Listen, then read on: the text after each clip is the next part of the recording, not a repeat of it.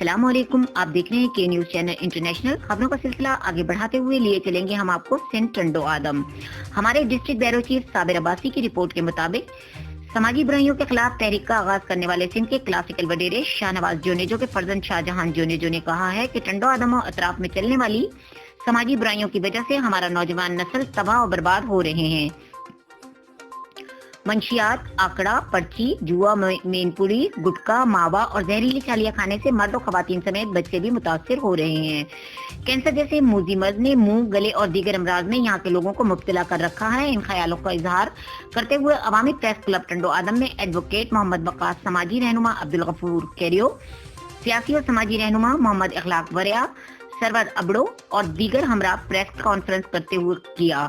उन्होंने कहा कि अब हमारे सब्र का पैमाना लबरेज हो चुका है। शहर में मंशियात और जुआ समेत तमाम समाजी बुराइयों का मजीद बर्दाश्त नहीं किया जा सकता। हर फॉर्म पर टंडो आदम समेत पूरी सिंध में से समाजी बुराइयों के खात्मे के लिए जद्दोजहद कर रहे हैं। उन्होंने मजीद कहा कि टंडो आदम में पुलिस और बासर लोगों की सरपरस्ती में समाजी बुराइयां उरूज पर पहुंची हुई हैं, जिसके खिलाफ मुतल्लका इदारों समेत इज्जत माब कोर्ट के जज साहिबान को भी तहरीरी तौर पर शिकायतें की हैं। अगर उन्होंने हमारी इन दरखास्तों पर अमल दरामद न कराया तो सिंध हाई कोर्ट में पटिशन दाखिल करेंगे।